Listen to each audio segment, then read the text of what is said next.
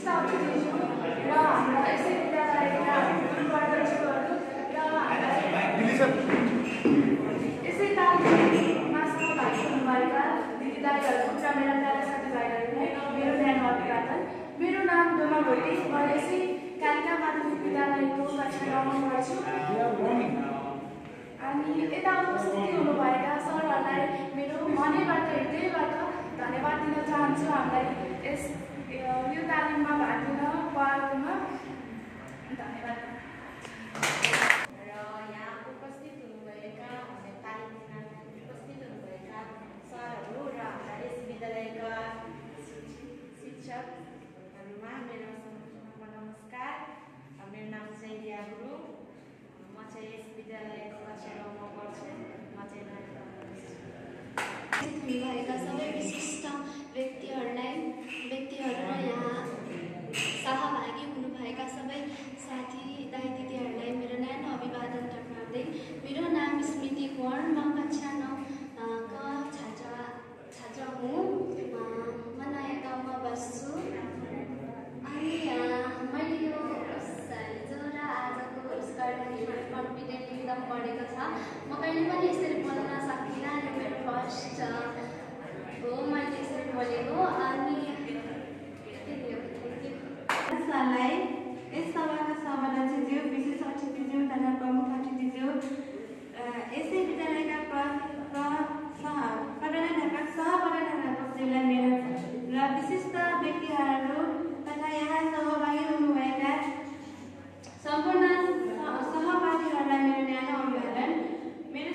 मेरो नाम सृजना कुँवर, म यस विद्यालयको कक्षा 9 मा पढ्ने छात्र। मेरो गाउँ बागलुङ, म पोखरा 15 नयमा बस्छु।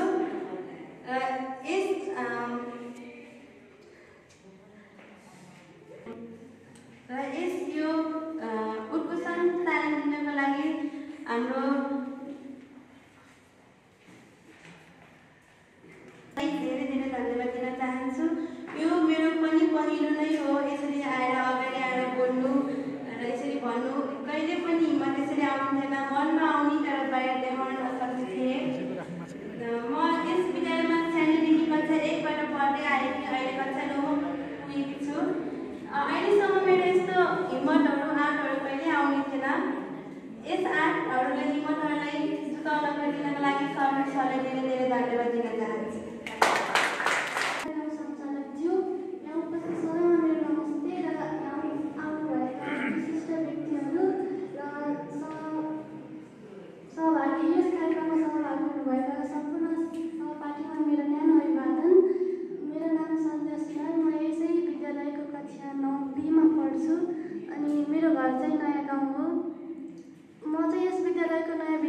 पहिलाको स्कुलमा चाहिँ धेरै ठुलो त होइन, सानसानो कार्यक्रमहरूमा बोल्थेँ र बोल्दाखेरि बोली बिचमा अड्किने बिर्सिने त्यस्तो धेरै समस्याहरू आउँथ्यो।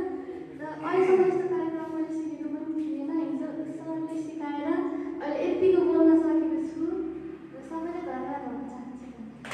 मेरो फेरि पनि नमस्कार।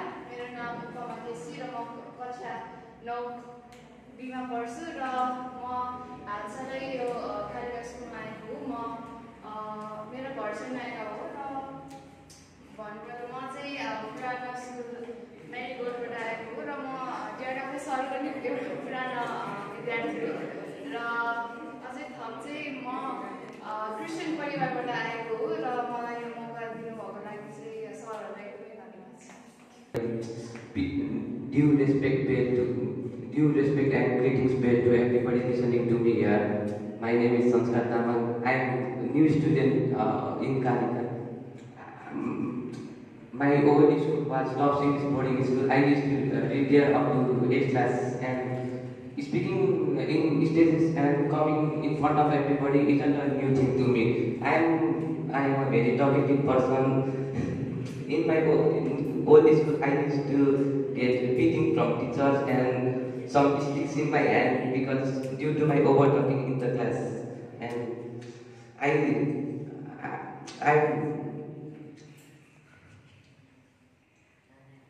I used to organize many programs in my ex school, and mostly my mom used to be proud seeing me doing these things, and she used to be happy and saying, "You are doing well, and go ahead and do what you want. I am here to support you." So I am very inspired from my mom. She used to always support me whenever these types of program used to be in my school. She used to take part in every situation, in every program. Even if you cannot do good, but you try. The life is all about learning skill and making us perfect. This much I wanted to say. Thank you. Dear Kafle सरलाई धन्यवाद। सचिव dear Kafle सरलाई यहाँ उपस्थित सम्पूर्णमा मेरो नमस्कार। म गणेश बाबुले कक्षा 7 कमा पढ्ने छात्र। मेरो गाउँ चाहिँ स्याङ्जा हो। म अहिले हाल बिरौटा 17 पोखरामा बसोबास गर्छु। धन्यवाद। नमस्ते, मेरो नाम ईश्वर सिंह हो। म यही विद्यालयको कक्षा 9 मा पढ्ने छात्र हो। म यस स्कुलमा पढेको 8-9 वर्ष भइसके। अहिलेसम्म पढाइ ठिकै भइरहेको छ। यहाँ स्टेजमा फर्स्ट टाइम आएको हुनाले यहाँ मलाई बोल्न अप्ठ्यारो भइरहेको छ। र हिजो सरहरूले यहाँ तालिम दिनुभएकोमा मैले यहाँ स्टेजसम्म आएर केही कुरा राख्न गइरहेको छु।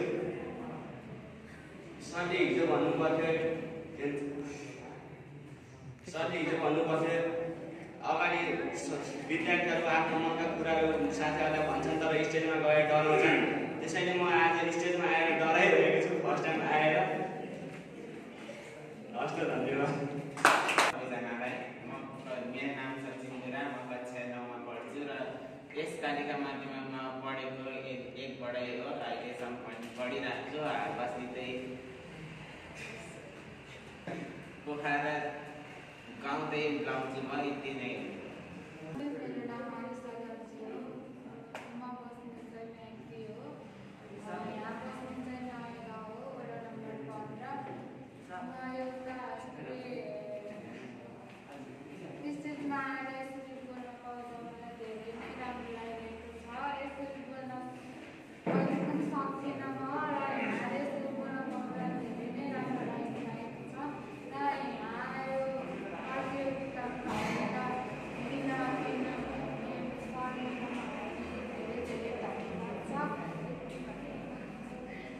मलाई मेरो नमस्कार। मेरो नाम विद्या थापा। म कक्षा 8 मा पढ्छु र सरलाई धेरै धन्यवाद दिन चाहन्छु कि बोल्नको लागि अवसर दिनुभयो। र म चाहिँ मेरो एउटा एक्सपिरियन्स भन्न चाहन्छु कि एकचोटि मैले चाहिँ लाइफ स्किलबाट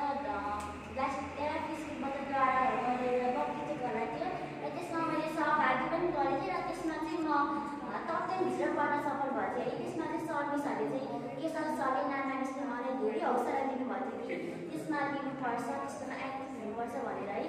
अनि त्यसमा चाहिँ म अलिक एकदम डर पनि थियो त्यतिखेर मेरो मनमा, र यसरी बोल्न सक्ने क्षमता पनि त्यति थिएन। र हिजो त्यस प्रतियोगिताबाट पनि केही सिकेँ मैले, र हिजो सरहरूले सिकाउनु भएकोमा पनि मैले केही सिकेँ। र अलि आउँदो दिनहरूमा पनि म यसरी नै भाग लिन्छु र मेरो कन्फिडेन्स लेभल म अलि बढाउँछु भन्ने आशा छ। र हामीले हरेक परिस्थितिलाई आफू अनुकूल बनाउन सिक्नुपर्छ कि त्यही पनि अझै पब्लिक स्पिकर हुने हो, उद्घोषक हुने हो, र हामीले उद्घोषण गर्ने हो भनेदेखि हामीले हरेक परिस्थितिलाई आफू अनुकूल बनाउनुपर्छ।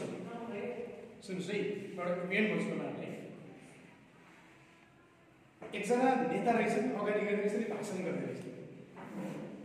नेताजीको चाहिँ सुर्ती खाने बानी रहेछ।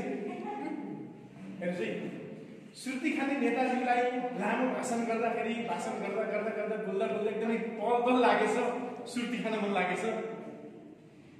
नेताजीले चाहिँ के गर्नुपर्छ भने एउटा जुक्ति रच्नुभएछ र त्यो भाषणलाई मोडिफाई कसरी गर्नुपर्छ भने, हेर्नुहोस् आम जनसमुदायजीहरू, हाम्रा देशका नेताले जनतालाई यसरी मैदानमा निकालेका छन्। हेर्नुहोस्, अब तपाईँको सिधै सुर्ती खाएर त्यहाँ चाहिँ मोरललेस भइहाल्यो नि होइन। यसरी चाहिँ सडकमा चाहिँ मान्छेहरू तरेका छन्। हेर्नुहोस्,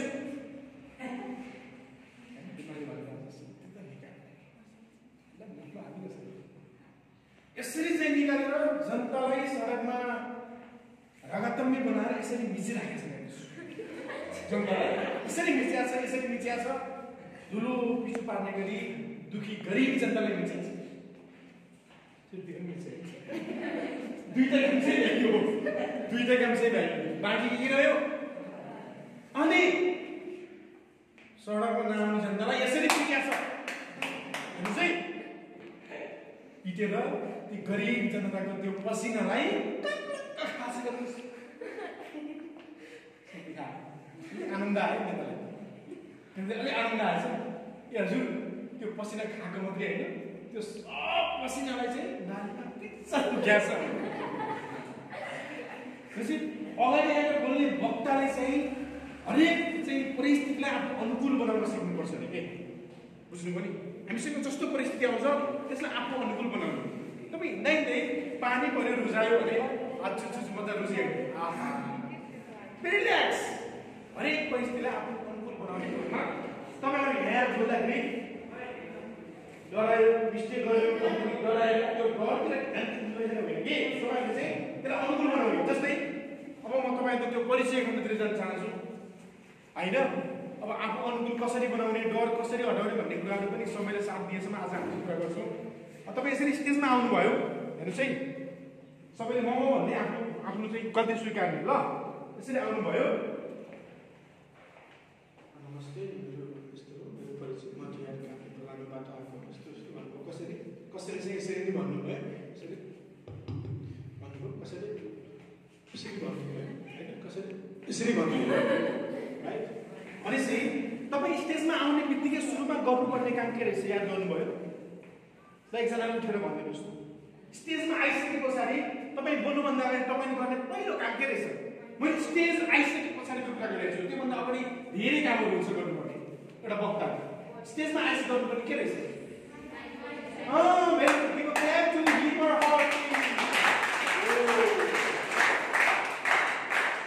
तपाईँ बोल्दै हुनुहुन्छ तपाईँ 1 मिनट किन्नुहोस् 2 मिनट किन्नुहोस् 5-10 मिनट अझै बढी किन्नुहोस् तपाईँले बोल्दै हुनुहुन्छ नि त तपाईँले अहिले गर्नु लागिरहेको काम के हो बोल्ने भनेपछि आफू बोल्ने माइक के छ पहिला माइक चेक गर्नु पर्यो डिस्टेन्स कति राख्नु पर्यो 4 वटा मिनिमम हुनु पर्यो मेरो नम्बर यहाँ गएर बोलिदिनु भयो भने के हुन्छ होइन यहाँ गएर बोलिदिनु भयो भने पनि मैले सुन्छु मेरा नजिककाले सुन्छन् टाढाकालाई न रामायण पढेको न जोक सुनाएको पायो पत्ते हो त्यसैले तपाईँले पहिला आएर त्यो माइक आफ्नो पोजिसन अनुसार छ कि छैन अनि आफ्नो पोजिसनको बनाउँदा के गर्नु पर्यो भन्दाखेरि होइन हल्लो पनि होइन तपाईँ आउने बित्तिकै गर्ने माइक अन छ कि छैन चेक गर्न सक्नुहुन्छ तपाईँले माइक चेक पनि भन्न सक्नुहुन्छ 1 2 3 पनि भन्न सक्नुहुन्छ होइन एउटा सबै शब्दले चाहिँ तपाईँले माइक अन छ है माइक सही कन्डिसनमा छ भन्ने कुरा तपाईँको दिमागमा हुनु पर्यो बल्ल बोल्न सुरु गर्नु कुरा बुझ्नुभयो तपाईँ आएर तपाईँको अगाडि माइक भइसके पछाडि चाहिँ माइक ठिक छ भने चाहिँ बोल्न सुरु गर्नु पर्यो नि त मेरो आवाज अगाडि बसेको जना मानिसले सुन्छ ढुक्क भइसक्यो बल्ल बोल्न सुरु गर्नु पर्यो अब बोल्ने कसरी हेर्नुहोस् है बोल्दाखेरि के हुन्छ भन्दा एउटा कुरा भन्न मानेर आएको हुन्छ उता पुरा नालीले पुरै यहाँको यो फोक्सो हुन्छ नि काममा जस्तो भइरहेको हुन्छ कसरी मेरो सित्तेनासै भयो बर्बादै भयो है त्यो भइरहेको हुन्छ त्यो होइन मैले अघि भनिसकेँ यदि त्यस्तो भयो भने मजाले सास लिनुहोस् त्यस्तो किन हुन्छ थाहा छ फोक्सो हिस्कला जस्तो चिरचिर पसिना आउने खालको त्यो कति बेला हुने हो त्यो भने कस्तो भने जस्तै तपाईँलाई त्यो कन्फिडेन्स भन्छ नि केही सिकिरहनु भएको छ त्यो कन्फिडेन्स लेभल नबढ्दासम्म तपाईँहरूमा पसिना आउने होइन फोक्सो नै निस्कला जस्तो हुने त्यो भयो त्यो हुँदा के गर्नुहोस् भन्दा लामो सास गर्नुहोस् जब हाम्रो अक्सिजनमा हाम्रो दिमागमा राइट दिमागमा अक्सिजन पुगेन भनेदेखि पसिना आउने डराउने यी यावत कुराहरू भइसक्यो भने मजाले सास गर्नुहोस् फेरि जुनियर यसरी हाल अरे त्यो सास त तपाईँ हिँड्ने गर्न सक्नुहुन्छ नि गर्न सक्नुहुन्छ अदृश्य रूपमा गर्न सक्नुहुन्छ लामो सास लिनुभयो भने तपाईँको मुटुले पनि अक्सिजन प्राप्त गर्छ दिमाग पनि फ्रेस हुन्छ अनि डर हुन्छ बिचमा बोल्ने क्रममा पनि त्यस्तो भने त्यो लामो सास लिनुभयो अक्सिजन प्रभाव हेर्दाखेरि तपाईँलाई डर आउँछ। र बुझ्नुभयो? एउटा चाहिँ स्टेजमा आपतकालीन भन्छ नि, आपतकालीन डरलाई चाहिँ कम गर्ने भनेको त्योभन्दा अगाडि डर कम गर्ने उपाय भनेको धेरै छन्। जस्तै डरको मेरो लाग्छ तपाईँलाई टिचरले कुनै क्वेसन सोध्नुभयो, जब आफू आन्सर भन्न भनेर सोध्नुभयो भने तपाईँलाई डर कति बेला लाग्छ, त्यति बेला तपाईँलाई के हुँदैन भन्दा उत्तर थाहा हुँदैन। पछि डर किन लाग्दो रहेछ? नजानेको किन? तिमी के भएन? तयारी भएनौ। उत्तर के कुरामा ध्यान दिनुपर्छ भन्दा कुन समुदायलाई, कुन उमेर समूहको अगाडि तपाईँ बोल्नुहुन्छ। जस्तै तपाईँको अगाडि प्राउड भनेको कति वर्षमा तिमीलाई प्राउड भन्छ? प्राउड पनि असिद्ध बोल्दो रहेछ, मलाई बोली बाहिर गर्छ। के भन्छ? प्राउड भन्छ कि प्राउड? कति वर्षमा तिमीलाई भन्छ? 40 माथि बेला भन्छ। अब त्यो उमेर समूहमा आएर तपाईँले यहाँ यस्तो र्याप दिन थाल्नुभयो भने त्यो उमेरले रुचाउँछ कि रुचाउँदैन? रुचाउँदैन। चाहिँ अब फेरि सानो बच्चा तपाईँको अगाडि पुरा उता रामकानीका भजन भनेर तपाईँले त्यस लाग्छ कि लाग्दैन? लाग्छ। यो भनेको चामलको बिहे हो, राइट? यो उमेर समूहलाई मनपर्ने क्षेत्र के हो? सो यसको ध्यान चाहिँ आकर्षण गर्ने तत्त्व के हो त नि बताउनु होइन? भनेपछि अर्को कुरा के रहेछ भन्दा त्यो कुन उमेर समूहको लागि तपाईँले बोल्दै हुनुहुन्छ र कुन उमेर समूहको अगाडि तपाईँ बोल्दै हुनुहुन्छ भन्ने कुरा ख्याल गर्नु पर्यो। बालबालिका सम्बन्धी जस्तै तपाईँ बालबालिका भने के गर्ने? नानीहरू सन्चै हुनुहुन्छ होइन? यसरी कुरा गर्दै तपाईँले के गीत गाउनु पर्यो? मलाई गीत गाउनु गीत गाइदिन्थ्यो होला। यो के भन्छ? गीत गाउँदा त्यति साह्रो नआउने भएको मैले गीत चाहिँ गाएँ है। गीत गाउनु कस्तो आउँछ है? मलाई त आउँछ नि बाथरुममा त। फेरि विषयवस्तुमा जाउँ।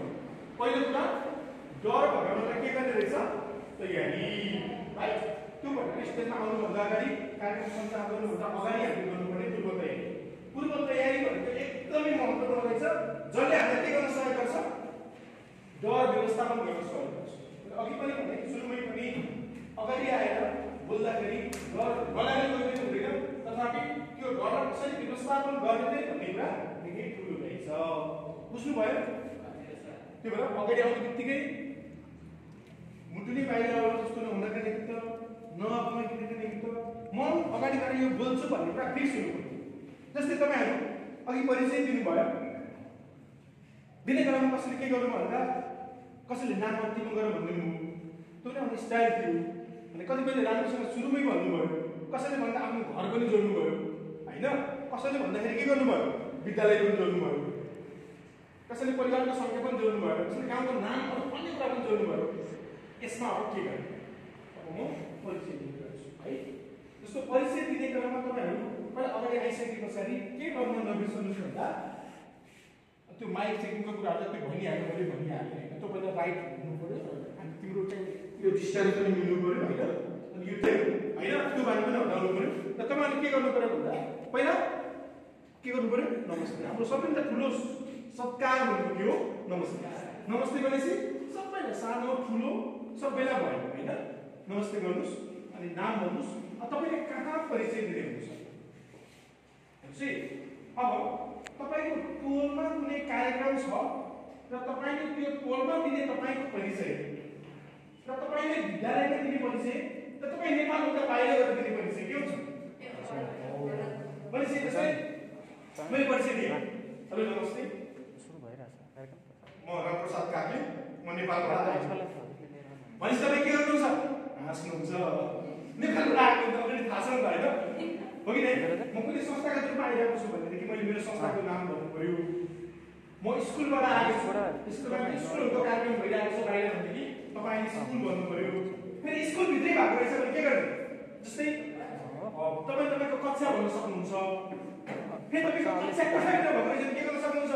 तपाईँको रोल नम्बर पनि भन्न सक्नुहुन्छ होइन मैले कहाँ परिचय दिँदैछु कसको अगाडि परिचय दिँदैछु भन्ने कुरालाई ख्याल गरेर त्यो परिचयभित्र समावेश गर्ने कुरालाई चाहिँ के गर्नुपर्छ